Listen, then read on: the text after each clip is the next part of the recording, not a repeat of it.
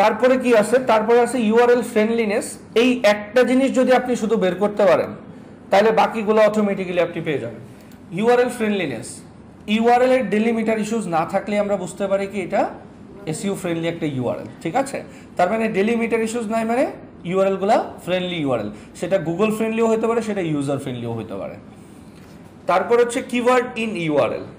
আচ্ছা, এটা কি আমরা বলছিলাম যে একটা কিওয়ার্ডকে সচরাচর র্যাঙ্কে নেওয়ার জন্য কিছু জায়গাতে প্লেস করা লাগে, যেটাকে বলা হয় কিওয়ার্ড প্লেসমেন্ট। কি বলা হয়? টোটাল 6টা জায়গাতে কিওয়ার্ডটাকে কি করা লাগে? প্লেস করা লাগে। টোটাল কয়টা জায়গাতে? আবারও বলছি, কোনো একটা কিওয়ার্ডকে র্যাঙ্কে নেওয়ার জন্য আমরা টোটাল 6টা জায়গাতে কিওয়ার্ডটাকে প্লেস করি, যেটাকে বলা হয় কিওয়ার্ড প্লেসমেন্ট। এই 6টা জায়গা কি কি আমি যদি একটু বলি। প্রথম হচ্ছে মেটা টাইটেল, প্রথমে কি? 2 নাম্বার হচ্ছে মেটা ডেসক্রিপশন,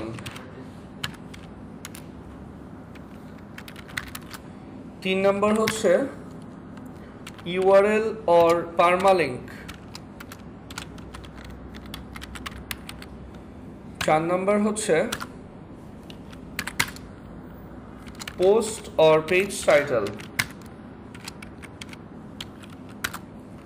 5 নাম্বার হচ্ছে feature image alt tag, and 6 number হচ্ছে first 100 words of content. So এটাকে মূলত বলা হয় keyword placement. So keyword placement আমরা টোটাল কয়টা জায়গাতে করি? 6টা জায়গাতে। এন্ড এই 6টা জায়গা মনে হয় মোটামুটি সবাই আমরা চিনি। আমি যদি প্রথমেই প্রশ্ন করি মেটা টাইটেল কি, চিনেন সবাই? কোনটা বলেন তো?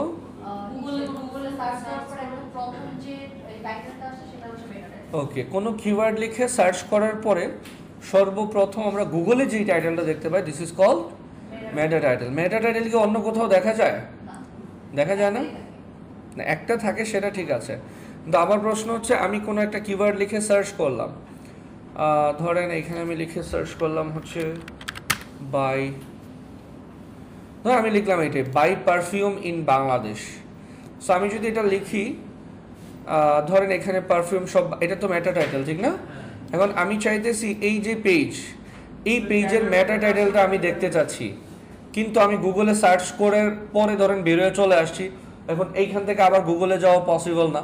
সো আমি চাচ্ছি আর কিভাবে জানবো? এই যে এইখানে রাখলে, ঠিক না? তার মানে হচ্ছে 2টা জায়গাতে আমরা মেটা টাইটেল দেখতে পাই। একটা হচ্ছে গুগলে সার্চ করার পরে গুগলে, আরেকটা হচ্ছে ট্যাবের ওইখানে ক্লিক করলে আমরা মেটা টাইটেল দেখতে পাই। ওকে, ঠিক আছে। সেকেন্ড প্লেসমেন্টটা হচ্ছে কি? আচ্ছা, কিওয়ার্ডটাকে আপনার কি রাখতে হবে? মেটা টাইটেলে রাখতে হবে, এটা মাথায় রাখতে হবে। এরপরে কোথায় রাখতে হবে? মেটা ডেসক্রিপশন। চিনেন সবাই? মেটা ডেসক্রিপশন চিনি সবাই? শিওর? চিনি না কে কে? সবাই চিনে? নাইস। ওকে, মেটা ডেসক্রিপশন কই? এখানে দেখা যাচ্ছে? কোথায় আছে? এটা, ঠিক না? আচ্ছা, এটাকে বলা হচ্ছে মেটা ডেসক্রিপশন। এটার কাজ কি? আমার পুরো কন্টেন্টটাকে রিপ্রেজেন্ট করা, ঠিক না? যে আমার কন্টেন্টে আসলে কি আছে তার একটা শর্ট সামারি আমরা মেটা ডেসক্রিপশনে দেই। এটার একটা ক্যারেক্টার লিমিটেশন আমি বলছিলাম, মনে আছে? কত ক্যারেক্টার? পিক্সেল হচ্ছে 990 আর ক্যারেক্টার হচ্ছে 150। নাইস। আচ্ছা, মেটা ডেসক্রিপশন কি আর কোথাও দেখা যায় বলেন তো? তাই দেখা যায়? হ্যাঁ, স্ক্রিনিং ফগও দেখা যায়। অথবা আপনাদের জন্য আরেকটা সহজ সলিউশন আছে। ধরেন এই পেজের মেটা ডেসক্রিপশন আপনারা দেখতে চাইতেছেন, আমরা এসইও কোয়াক একটা এক্সটেনশন অন করছিলাম না? এটাতে একটা ক্লিক করবেন, ক্লিক করে ডায়াগনোসিস অপশনটাতে চলে যাবেন। কোথায় যাবেন? এই যে দেখেন, যেই পেজের মেটা ডেসক্রিপশন দেখতে চাইতেছেন এই পেজে আসবেন, আসার পরে এসইও কোয়াকে একটা ক্লিক করে কই যাব? ডায়াগনোসিস। ডায়াগনোসিসে যখন যাব, এই যে দেখেন একটা কথা আছে মেটা ডেসক্রিপশন, এবং এইখানে হচ্ছে কত ক্যারেক্টার লিখছে এটাও দেখাইতেছে এবং কি লিখছে সেটাও দেখাইতেছে। দেখতে পারবো না সবাই? সো আমাদের এইখানে মূলত দেখার বিষয় হচ্ছে মেটা ডেসক্রিপশনও কি থাকতে হবে? কিওয়ার্ডটা থাকতে হবে। 3 নাম্বার প্লেসমেন্ট কোথায়? ইউআরএল এর মধ্যে কিওয়ার্ড। ইউআরএল তো সবাই অলরেডি চিনি, যেমন এটা হচ্ছে ইউআরএল। যদিও তার ইউআরএলটা কি ঠিক আছে? ঠিক নাই কেন? কি প্রবলেম আছে তাহলে? ইউজার ফ্রেন্ডলি না তো বুঝছি, এটা কি প্রবলেম আছে? ডেলিমিটার ইস্যুস আছে, এটা বলতে হবে। হ্যাঁ, আমাদের ইয়েটা যদি দেখি একটু, আমাদের এই ইউআরএলটা দেখলে বোঝা যাচ্ছে এটা একটা অপটিমাইজ ইউআরএল, একটা ফ্রেন্ডলি ইউআরএল, এবং কিওয়ার্ডটা তার ইউআরএল এর মধ্যে আছে, ঠিক না? সো 3 নাম্বার বিষয়টা ছিল কোথায় থাকতে হবে? কিওয়ার্ড ইউআরএল এ থাকতে হবে। তারপরে কই থাকতে হবে? পোস্ট অথবা পেজ টাইটেল। সো পোস্ট অথবা পেজ টাইটেল কি সবাই চিনেন? কোনটা?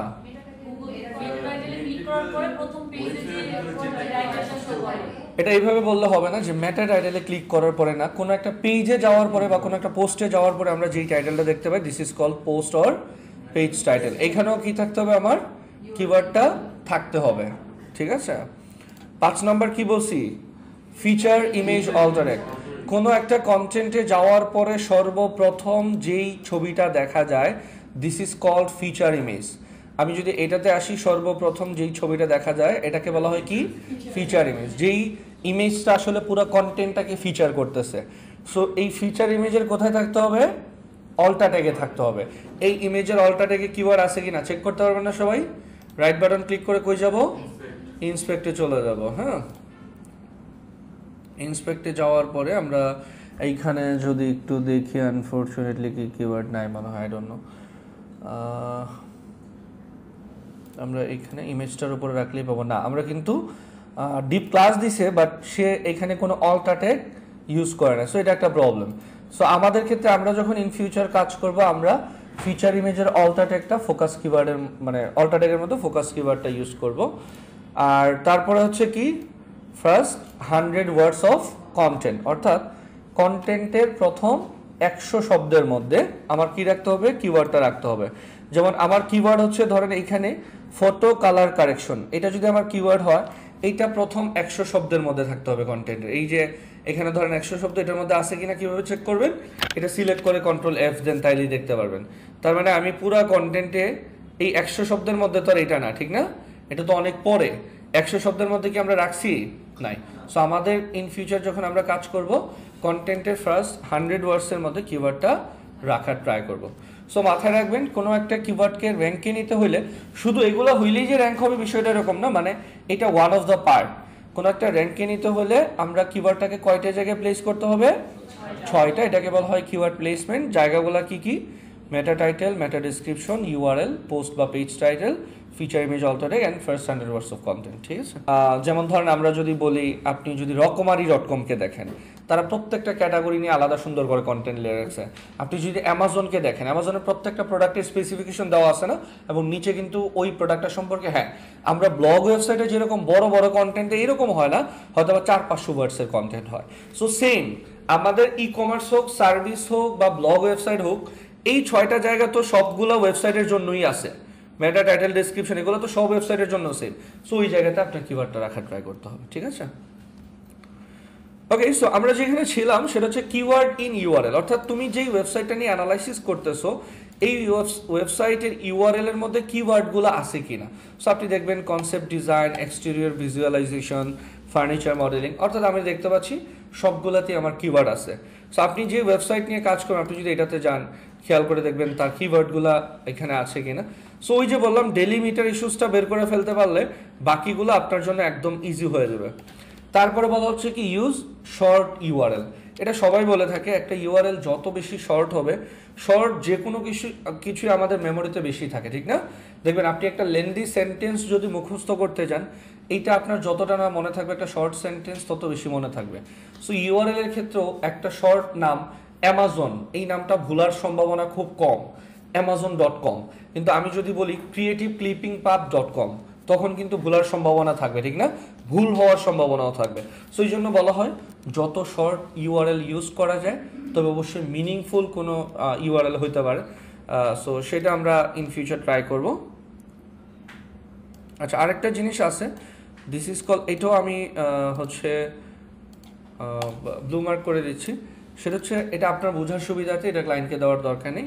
এটাকে বলা হয় অ্যাবসলিউট ভার্সেস রিলেটিভ ইউআরএল। কি বলা হয়? Absolute versus relative URL. আচ্ছা, বলেছিলাম কোনো একটা ওয়েবসাইটের সর্বপ্রথম গুগল বট বা সার্চ ইঞ্জিন বট সর্বপ্রথম যেই পেজটা আসে সেটা হচ্ছে কি robots.txt। এই পেজে আসার পরে সে দেখে তার জন্য কোন পেজগুলোতে যাওয়া অ্যালাউ করা আছে আর কোন পেজগুলো ডিসঅ্যালাউ করা আছে, ঠিক আছে? সো এটা ইনস্ট্রাকশন দেওয়ার জন্য আমরা মূলত ইউজ করি। এখন আমি ধরেন আমাদের সিসিপিএল এর ওয়েবসাইটের যদি robots.txt চেক করতে চাই, এক্সাম্পল স্বরূপ এই ওয়েবসাইটের কীভাবে চেক করবো, /robots.txt দিলাম। দেওয়ার পরে দেখেন আমার এখানে হচ্ছে আমাদের এটা হচ্ছে robots.txt ফরম্যাট, আমি লাস্ট ক্লাসও বলছিলাম। এখন আমি এখানে কি কোনো কিছু ডিসঅ্যালাউ করছি না, কিন্তু আবার সব কিছুই তার মানে আমি অ্যালাউ করে রাখছি। এখন আপনি চিন্তা করলেন যে ভাই এই ওয়েবসাইটের আমি স্পেসিফিক এই পেজটাকে ডিসঅ্যালাউ করতে চাই, তাহলে কি করবেন, এই পেজের ইউআরএলটা কপি করবেন এবং আপনার ওয়েবসাইটে ডিসঅ্যালাউর মধ্যে এটা বসায় দেবেন, ঠিক না? এটা ডিসঅ্যালাউ হয়ে গেছে। এখন এই যে পুরা ইউআরএলটা, ডোমেইন নেম সহ যে পুরা ইউআরএলটা, এটাকে বলা হয় অ্যাবসলিউট ইউআরএল। কি বলা হয়? Absolute URL. এখন ধরেন আপনি যদি এই ডিসঅ্যালাউয়ে আইসা এই স্ল্যাশ দিয়ে এই অংশটুকু কাটা দেন, ধরেন শুধু এতটুকু অংশ রাখেন, বলেন তো এইবার গুগল বুঝতে পারবে কিনা কোন পেজটা আপনি ডিসঅ্যালাউ করতে চাইতেছেন? পারবে কিনা? পারবে কিনা? পারবে। কেন পারবে? কারণ সে তো অলরেডি জানে আমি কোন ওয়েবসাইটে আছি, কোন ওয়েবসাইটে robots.txt-টা। এই স্ল্যাশ দিয়ে মূলত আমি ওই ওয়েবসাইটের বুঝাই দিতেছি, আর আমার এই ওয়েবসাইটের কোন পেজটা, কালার কারেকশন সার্ভিসের পেজটা। সো এখানে আর CCPL বা creativeclippingpath.com পুরো ডোমেইন দেওয়ার দরকার নেই, আমি শুধুমাত্র স্ল্যাশ দিয়ে বাকি অংশটুকু দিলেও গুগল বুঝতে পারবে এই ওয়েবসাইটের এই পেজটাকে আমি ডিসঅ্যালাউ করবো, মানে এইটাতে আমি চাইলেও ভিজিট করতে পারবো না। বুঝতে পারছি? এখন এই যে পুরা ডোমেইন সহ ইউআরএলটারে বলা হচ্ছে কি অ্যাবসলিউট ইউআরএল, আর ডোমেইনটা বাদে স্ল্যাশ দিয়ে বাকি যতটুকু থাকে এটারে বলা হয় রিলেটিভ ইউআরএল। বুঝতে পারছি? সো এই দুইটা জিনিস আপনারা যা শিখে রাখেন, এটা কোনো ক্লায়েন্টকে কিন্তু দেওয়ার দরকার নেই। সো আপনি দেখবেন মানে জানার চেষ্টা করবেন অ্যাবসলিউট আর রিলেটিভ ইউআরএল জিনিসটা আসলে কি। এরপরে কি আছে? এরপরে আছে আর্কিটেকচার চেক। আর্কিটেকচার তো সবাই বুঝি ডিজাইনের সাথে কানেক্টেড ওয়েবসাইটের। হ্যাঁ, প্রথমে আছে কি ব্রেড ক্রামস। ব্রেড ক্রামস চিনেন কে কে? চিনেন? ব্রেড ক্রামসের কাজ কি? নাইস, ওকে, ঠিক আছে। সো ওয়েবসাইটের ব্রেড ক্রামসের প্রয়োজন আছে কিনা বলেন? আছে। কি করবেন? ওয়েবসাইট ফ্রাই করবেন? ওকে, ঠিক আছে। ওয়েবসাইটে ব্রেড ক্রামস বলতে আসলে কি বোঝায়?